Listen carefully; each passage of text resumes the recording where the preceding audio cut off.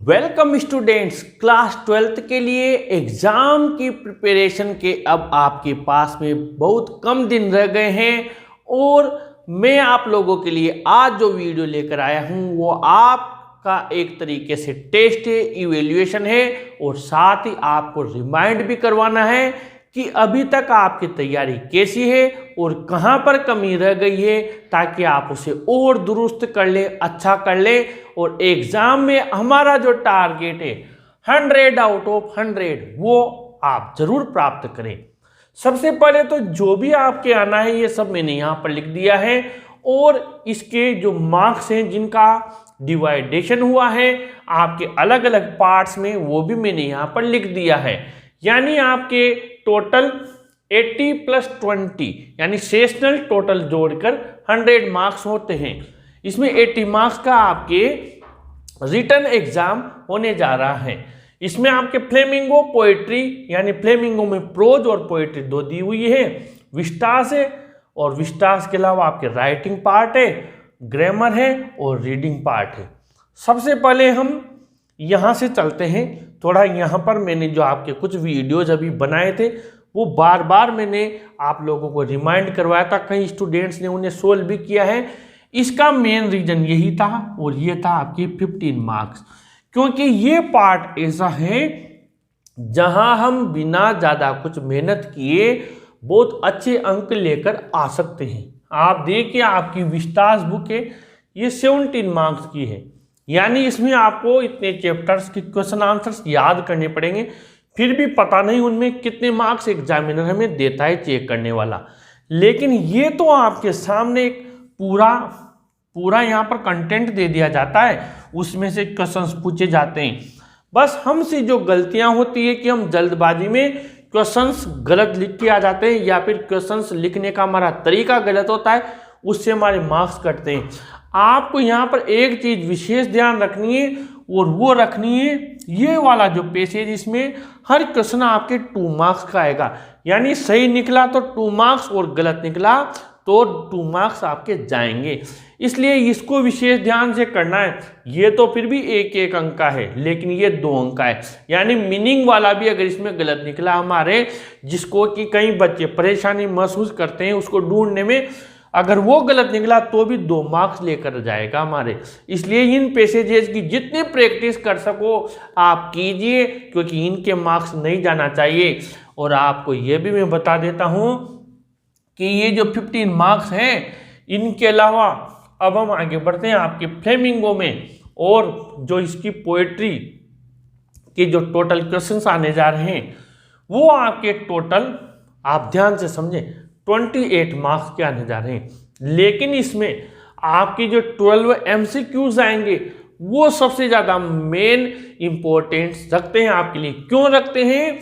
क्योंकि उनमें एग्जामिनर का कोई भी वो चाहे जो नंबर दे नहीं चल सकता, उसको अगर आपने ए करेक्ट है, ए फिल किया है तो आपको मार्क्स देना ही है। यानी ये 12 मार्क्स आपके आना बहुत ज़रूरी है।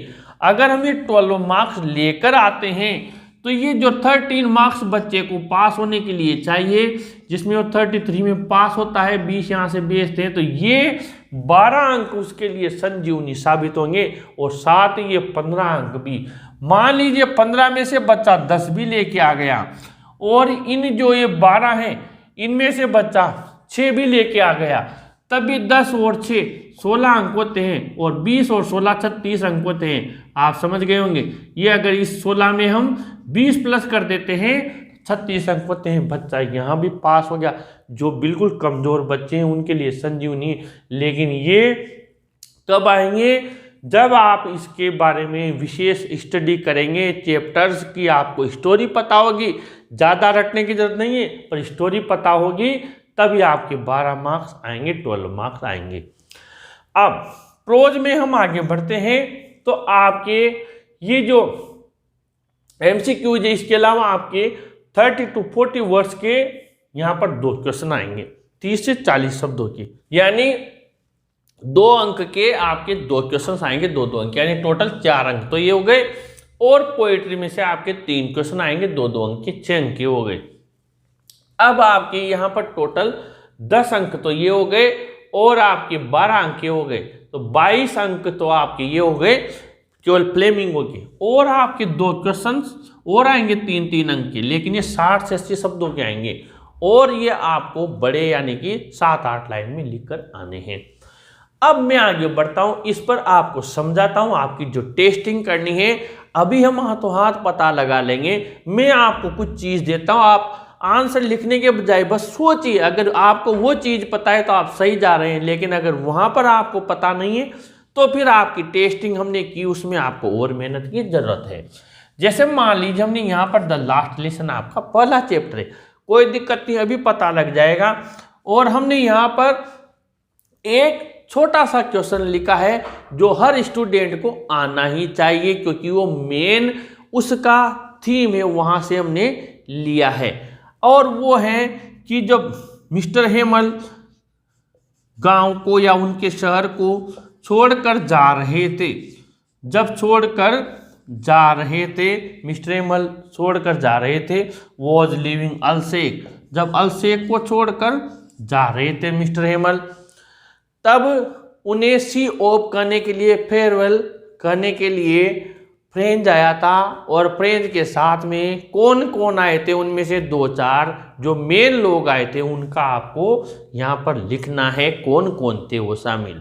अब जिनको पता है वो लिख देंगे और जिनको पता नहीं है, ज़्यादातर को पता है कि गांव के विलेज पीपल आए थे, लेकिन उनमें मेन जो मुख्य लोग थे वो कौन कौन थे। अब जिनको पता है कि फॉर्मर मेयर भी आया था, फॉर्मर पोस्ट मास्टर भी आया था और ओल्ड हाउसर भी आया था, और साथ में कहीं अब 3 जने तो ये आपने बता दिए, और साथ ही गांव के लोग भी आए थे। मैंने जानबूझ के ये चीज़ निकाली कि जिसको ये पता है कि गांव के लोग आए थे, गांव के लोगों में कौन कौन आए थे और वो क्या लेने आए थे। वो मिस्टर हेमल को सी ऑफ करने आए थे, साथ ही उन्हें दुख था इस चीज़ का कि वो ज़्यादा फ्रेंच भाषा को नहीं पढ़ पाए, और वो उन्हें मिस्टर हेमल को थैंक करने आए थे। मान लीजिए क्वेश्चन आ गया कि why did the village people attend mister Hamel's last lesson, गांव के लोगों ने क्यों अटेंड किया, तो फिर आपको ये सारी चीज़ें वहाँ पर लिखनी होगी। ऐसे मान लीजिए हम लोस्ट स्प्रिंग के बारे में देखते हैं। लोस्ट स्प्रिंग में से कोई सा भी आपसे क्वेश्चन पूछ लिया जाए, why garbage is gold for the rag pickers, rag pickers के लिए कचरा सोना क्यों है, ये क्वेश्चन आपसे पुटअप कर लिया। आपसे पूछा गया कि कचरा उनके लिए सोना क्यों है। अब सीधी सी बात है, हर बच्चा उसको लिखे जिसको पता है कि the garbage is gold for them because it is the only means for their survival, ये उनके जीवित रहने का एकमात्र साधन है। दे क्या करते हैं, they search for something in the garbage dumps, वो कचरे के ढेर में कुछ वहाँ पर तलाश करते हैं, एंड दे सेल इट, और इसे बेच देते हैं, and they earn their living, और उनकी आजीविका को चलाते हैं। इनके लिए क्या है, जो गार्बेज है, गार्बेज प्रोवाइड्स देम फूड, वो उन्हें भोजन उपलब्ध करवाता है। So garbage is gold for them, इतना ईजी है, पर आपको पता है तो आप लिख सकते हैं। डीप वाटर में से आपसे कोई सा भी क्वेश्चन पूछ लिया, जो विलियम डगलस है, विलियम डगलस के जो पानी का बह था उससे उसकी जो ट्रिप्स थी या जो क्या क्या शौक थे वो खत्म हो गए, क्यों उसने इंस्ट्रक्टर रखने का निर्णय किया। और आपसे पूछ लिया जाए कि उसने डर खत्म हो गया, इसको कंफर्म करने के लिए वो कहाँ कहाँ तैरने गया, और इसके अलावा जब वो डूबने लगा तो डूबते वक्त तो उसने क्या प्लानिंग की थी ऊपर आने की। ये छोटी छोटी चीज़ें अगर आप इनको समझ पा रहे हैं और आपको पता है कि ये चीज़ें मुझे पता है, तो फिर इनसे बाहर जाने वाले क्वेश्चन नहीं है। बस मैं कह रहा हूँ वो चीज़ें आपको पता है। द लास्ट लेसन में आपने मिस्टर हेमल याद कर लिया, कैरेक्टर याद कर लिया, तो सबसे बेस्ट है। लोस्ट स्प्रिंग में आपने मुकेश और साहब दोनों पढ़ लिए, सीमापुरी के बारे में पढ़ लिया, आपने फिरोजाबाद के बारे में पढ़ लिया, बेस्ट है। डीप वाटर के बारे में मैंने आपको बताया, विलियम डगलस के बारे में, इंस्ट्रक्टर ने उसको कैसे बिट बाय बिट एक बड़ा परफेक्ट स्विमर बना दिया लॉन्ग आंसर टाइप में, और द रेड ट्रैप और इंडिगो, ये दोनों 100% आपके यूँ मान लीजिए कंफर्म है कि 60 से 80 देने जा रहे हैं, क्यों? क्योंकि ये जो द लास्ट लेसन है एक तो ये है, और इसके अलावा इनमें से भी पक्का एक क्वेश्चन तो 60 से 80 में आने जा रहा है। अब वो आप कैसे भी याद करो, लेकिन इनमें से आपको याद करना है। द रेट ट्रैप का जो अगर हम देखें तो 3 कैरेक्टर मैंने इसके वीडियोस बनाए हुए हैं, एडला का, आयरन मास्टर का और द पेडलर का। इसमें से सबसे ज़्यादा एडला और द रेट ट्रैप सेलर यानी पेडलर का कैरेक्टर स्केच मोस्ट इम्पोर्टेंट है। इंडिगो में है तो इंडिगो में गांधी जी का किसानों के प्रति जो योगदान रहा उससे related long answer type question पूछा जा सकता है, मेन वो है। फिर बाद में आ सकता है कि इंडिगो प्रॉब्लम क्या थी, कैसे सॉर्ट आउट हुई, लेकिन गांधी जी ने जो भी किया वहाँ के लिए वो most important, very very most important है। इधर से ये है तो इन्हें आप ज़रूर से देखें। और इसकी टेस्टिंग है द रेट ट्रैप की, तो द रेट ट्रैप की टेस्टिंग यही है कि जो पेडलर था उस पेडलर ने क्रॉप्टर के कितने क्रोनर्स चुराए थे। How many kroners did the peddler steal from the crofter's hut, या जो भी उसका कॉटेज जो झोंपड़ी थी उससे। तो आपको पता है 30 क्रोनर्स चुराए थे। ये आप टेस्टिंग किए, जिसको पता है वो सही जा रहा है, कम से कम उसे ये तो पता है। इंडिगो में से मैंने आपके कई सारे MCQs दिए हैं, लेकिन आपको पता है ये इंडिगो है। इसके अगर हम ऑथर देखें, ऑथर कौन है ये भी पूछा जा सकता है। तो आप में से किसको ध्यान है इंडिगो का लेखक MCQs में पूछा जाए तो, और वो है लुईस फिशर। इसलिए ये भी ध्यान रखना जरूरी है कि ये कहाँ से लिया है, इसकी बुक कौन सी बुक से इंडिगो चैप्टर लिया है, the life of Mahatma Gandhi. ये चीज़ें भी आपके मोस्ट इम्पोर्टेंट है MCQs में। और आगे बढ़ते हैं पोइट्री में।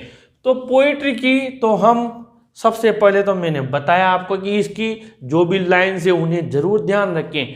आप जैसे हम कोई चीज़ को बार बार कंटिन्यू देखते हैं तो आप पोइट्री को पढ़ सकते हैं, उसकी लाइन्स को ध्यान से देखें, क्योंकि लाइन्स में से आपसे क्वेश्चंस अधिकतर मॉडल पेपर्स में पूछे गए हैं और वो वर्ड्स ध्यान होना जरूरी है।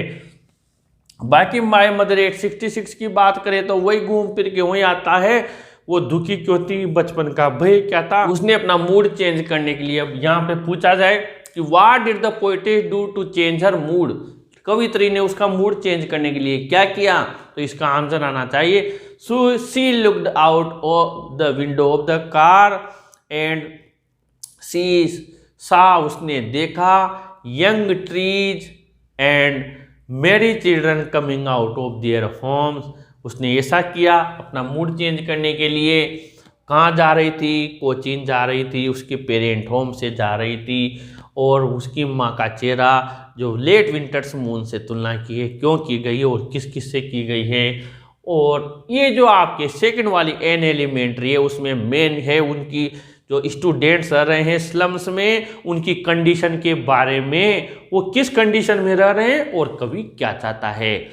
अब उसी में सब आ गए, मैप उनके लिए बुरा उदाहरण क्यों है, शेक्सपियर उनके लिए बुरा उदाहरण क्यों है, ये सब चीज़ें बुरे उदाहरण क्यों हैं, कोई लेना देना नहीं है, ये सब उसी से रिलेटेड है। ये सब शॉर्ट आंसर टाइप में बन रहे हैं, उसी से रिलेटेड है। पर मेन चीज़ मैंने आपको बताई किस स्थिति में रह रहे हैं और कवि क्या चाहता है।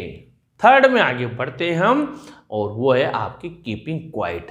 कीपिंग क्वाइट में जो कविता है उसका मैसेज क्या है, कवि हमें क्या बताना चाहता है, चुप रहने से क्या होगा, what will be an exotic moment, वो कौन विलक्षण क्षण कब होगा, कवि क्या चाहता है, कीपिंग क्वाइट रहने के फायदे क्या हैं, बेनिफिट्स क्या हैं, मूल चीज पकड़िए, वहां आइए आप।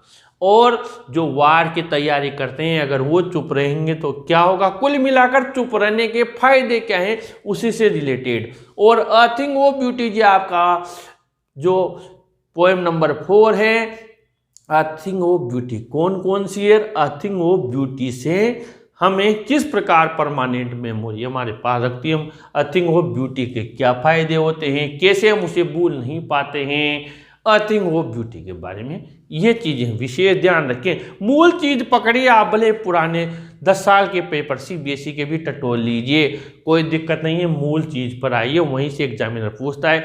यानी कि जो ग्रेंजर है वो क्यों जुड़ा हुआ है महान नायकों के साथ में, जो टेल्स है, लवली टेल्स है, उन्हें उनका जो महान क्यों कहा गया है, उन्हें स्वर्ग से बहता हुआ फंवारे से तुलना क्यों की है, इसी से रिलेटेड है। और चाची जेनिफर के बाग है, आंट जेनिफर्स टाइगर्स, उसमें उन बागों के बारे में वर्णन और चाची का जो दुख है वो क्यों कांपती है, चाचा से किस प्रकार परेशान है, वो चीज़ें। अब आगे बढ़ते हैं हम द थर्ड लेवल में। ये कल्पनाशीलता पर है, यानी चार्ली थर्ड लेवल में गया, उसने क्या देखा, क्या क्या चीज़ें वहाँ पर उसे अलग नज़र आई, वो सारी चीज़ें आपको लिखनी होगी। थर्ड लेवल के बारे में सेम उसका मित्र क्या चाहता है, थर्ड लेवल क्या है, थर्ड लेवल किसे रेफर करते हैं, और उसका जो मित्र है सेम वो गेल्सबर्ग में क्यों चला गया, कैसे चला गया, ये सारी चीज़ें हैं। The tiger king most important chapter है ये दोनों भी, द टाइगर किंग और द एनिमी। MCQs भी देंगे और लॉन्ग आंसर टाइप क्वेश्चन भी देंगे। क्यों देंगे, ये जो चैप्टर है ये आपके 30 to 40 वर्ड्स में जाने की संभावनाएं ज़्यादा है, लेकिन ये जो चैप्टर है ये चैप्टर आपके इधर 60 से 80 में जाने की संभावनाएं ज़्यादा है, क्योंकि इनके पेजेज आप काउंट कीजिए, काफ़ी बड़े बड़े चैप्टर्स हैं। तो इनमें से एग्जामिनर को मजबूत भी होना पड़ जाता है क्वेश्चन आंसर देने के लिए। और डॉक्टर सदाव का कैरेक्टर स्केच मोस्ट इम्पोर्टेंट है, आने की पूरी संभावनाएं हैं। अब वो कैसे भी दे सकता है, ट्रू डॉक्टर था, कैसे था, उसने सोल्जर को क्यों नहीं मारा, ये संबंधित। हाना का भी मैंने आपकी वीडियोज़ बनाया हुआ, उसी में से बना दिया। हाना किस प्रकार से एक सच्ची पत्नी थी, जो भी था, आप ये चीज़ें दे सकते हैं। द टाइगर किंग है तो द टाइगर किंग में से 100 टाइगर किस प्रकार उसकी मृत्यु का कारण बना, ये चीज़, ये क्वेश्चन मोस्ट इम्पोर्टेंट है। और बाकी इसमें से शॉर्ट आंसर टाइप क्वेश्चन भी हैं। बाकी जो 100वां बाग है, बाग राजा का, उसी से रिलेटेड इसमें से क्वेश्चन बनने की संभावना है। बाकी आप इसकी जरूर डिटेल स्टडी करें और दूसरे भी क्वेश्चन इसमें से बन सकते हैं। On the pace of it बहुत शानदार वीडियो मैंने बनाया हुआ है, डेरी और मिस्टर लेम दोनों के कंपैरिजन, दोनों का जिंदगी के प्रति नजरिया। अब आपसे पूछा जा सकता है मिस्टर हेम, ये जो लेम थे उन्होंने डेरी की लाइफ कैसे बदल दी, क्या ट्रांसफॉर्मेशन किया डेरी के अंदर, डेरी को उन्होंने कैसे सकारात्मक जीवन के प्रति लेकर आए, डेरी वापस लौट कर आया तो उसने क्या पाया। आपके लिए टेस्टिंग है कि जब डेरी लौट कर आया तब क्या मिस्टर हेमल जीवित थे, मिस्टर लेम जीवित थे? जी वो जीवित नहीं थे, वो गिरने से उनकी मृत्यु हो गई थी।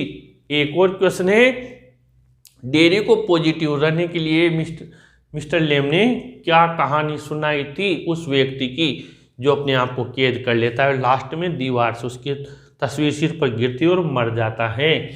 मेमोरीज ऑफ चाइल्डहुड में से जिटकलासा और बामा दोनों मोस्ट इम्पोर्टेंट है। शॉर्ट आंसर टाइप में दोनों चैप्टर्स में से क्वेश्चंस आने की संभावनाएं हैं। जिटकलासा जो अमेरिकन वहाँ गई थी पढ़ने के लिए, इंडियन अमेरिकन लड़की थी ये, और वहाँ पर इसने अपमानित महसूस किया। बामा ने भी अपमानित महसूस किया। इस बामा में वो जब लौटती थी स्कूल, देर क्यों हो जाती थी, क्या क्या दृश्य देखती थी, उस बूढ़े व्यक्ति को देखकर वो क्यों हंसी और बाद में क्यों नाराज हुई, उसने क्या शपथ ली, क्या कसम खाई थी बामा ने, ये चीज़। यानी ये तो ज़्यादातर 30 से 40 शब्दों में जाने वाले क्वेश्चन हैं। एक एक अंक की जो है ये इनमें से एक एक 5 चैप्टर दिए हुए, तो एक एक अंक के क्वेश्चन इनमें से भी पूछे जा सकते हैं।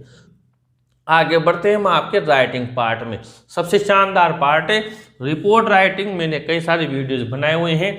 एक्सीडेंट का है तो एक्सीडेंट से रिलेटेड जितने भी हैं, कोई सा भी आ जाए, बनाया हुआ है। और report writing, corona virus, lockdown, इनके बारे में भी पूछी जा सकती है रिपोर्ट राइटिंग, क्योंकि अभी हम इस दौर में हैं तो उससे रिलेटेड रिपोर्ट आ सकती है। एडवर्टाइजमेंट में मैट्रिमोनियल से ब्राइड वांटेड है, रूम वांटेड है और खरीदना बेचना किराए पर देना, यही चीज़ें हैं। नोटिस के शानदार वीडियो बनाए हुए हैं, तरीका मैंने बता दिया, कॉमन आपको सिखाना बता दिया। यानी इसकी जितने आपके मॉडल पेपर्स आपके डेस्क वर्क्स के पासबुक्स के जहाँ से भी मिल रहे हैं सोल्व करें और एक बार उन्हें चेक करें। कहीं कोई दिक्कत हो तो कमेंट बॉक्स में ज़रूर लिखें। और मना करना और स्वीकार करना है इन्विटेशन, बहुत शानदार है एक वीडियो, समझ लीजिए आप और आपको आ जाएगा, टेंशन की जरूरत ही नहीं है। एक से ही मैंने फॉर्मल के इनफॉर्मल के सीखना मना करना मतलब हाँ करना मना करना सब बना रखे हैं, टेंशन की जरूरत नहीं। 12 अंकों के हैं ये अंक, किसी भी हालत में हमें प्राप्त होने चाहिए। और लेटर राइटिंग, बिजनेस लेटर और एप्लीकेशन फॉर अ जॉब और आपके लेटर टू द एडिटर या अथॉरिटी। फिर भी मैं आपसे कहना चाहूँगा, अगर एप्लीकेशन फॉर अ जॉब आ जाता है तो आप कोशिश करें, थोड़ा समय तो लगेगा लेकिन उसे लिख कर आएँ। उसमें आपके लेटर भले आप तीनों में से कोई सा भी लिख के आ जाएं, 2 आएंगे लेकिन उसमें मार्क्स पक्के मिलेंगे, ज़्यादा मिलेंगे। मैं आपको समझा दूँ क्यों मिलेंगे। एक तो एप्लीकेशन फॉर जो बहुत इजी है, क्योंकि उसमें जो हमने कॉमन वीडियो बनाया हुआ है इसका कॉमन, उसमें केवल आपको बस वो जो पोस्ट आई वो चेंज करनी है, बाकी पूरा डिटो लिखना है, कहीं कोई चेंज करने की जरूरत ही नहीं है। और रही बात आपके बायोडेटा CV रिज्यूम की, तो उसमें भी दिक्कत नहीं है। वहाँ भी आपको मान ली साइंस टीचर तो आप MSc BSc लिख दें, आपके इंग्लिश टीचर है तो BA MA लिख दें, यानी जो आपसे पूछ रहा है वही आप वहाँ पढ़ाई लिखाई लिख दें। एक शानदार बायोडेटा बना दें आप, एक पेज पे तो लेटर लिख दें और ऐसा पेज ले कॉपी का जो इस तरफ तो लेटर नजर आ जाए और इस तरफ बढ़िया शानदार आपका बायोडेटा CV रिज्यूम जो भी आप बना कर आए वो नजर आ जाए। इसलिए आपको जब एग्जामिनर देगा इतनी मेहनत की, 2 पेज में बच्चे ने ये चीज़ लिखी है बहुत शानदार, उसको बॉक्स में बंद करके आए, मार्क्स तो आप जरूर ही लूट लेंगे, उसमें कोई कटने की संभावना नहीं है। अब आते हैं ग्रामर की, तो ये वैसे तो काफ़ी बड़े बड़े चैप्टर्स हैं, क्लोजेज और सिंथेसिस, ये लगभग 8-8 10-10 दिन के कोर्स है इनका, लेकिन मैंने इनके कॉमन और शानदार ट्रिक के साथ वीडियोस बनाए हुए हैं और कंटिन्यू MCQs में भी आप लोगों को बता रहा हूं, तो आप इन्हें उन ट्रिक्स से समझ लीजिए। इनके 4 नंबर कहीं नहीं जा रहे। प्रेपोजिशन और प्रेजल वर्ब्स, इनकी भी ट्रिक्स है और परखने के लिए अपने आप को आप इनके जितने भी एक्सरसाइज करते हैं, जितने भी आपको कहीं से भी इनके क्वेश्चंस मिल रहे हैं, प्लीज़ आपने सोल्व करें, क्योंकि ये सब प्रैक्टिस मांगते हैं, इनमें तुक्का नहीं चलता है, थोड़ा समझ के बढ़ना पड़ता है। ये 8 मार्क्स आपको पक्के मिलेंगे। मैं एग्जाम तक इनके कई सारे वीडियोज आपके लिए और बना दूंगा, और जब इनको सोल्व करवाऊं तो प्लीज़ आप उस वीडियो को स्किप ना करें, बल्कि उसे समझें कि उसका आंसर क्यों आया है, क्योंकि कभी कभी हमारे स्किप करने से वो चीज़ हमारे समझ में नहीं आती है जो बीच में टीचर ने हमें समझाया है। तो ये चीज़ें हैं आपकी, अब इनको आप फिर तैयार कर लें। फिर भी आपको कहीं कोई प्रॉब्लम आती है तो आप कमेंट बॉक्स में लिखें, उसका वीडियो ज़रूर बनाया जाएगा। अपने फ्रेंड्स को भी ये वीडियो ज़रूर शेयर करें, ज़रूर लाइक करें और अपने चैनल को भी ज़रूर सब्सक्राइब करें फ्रेंड्स। Thank you.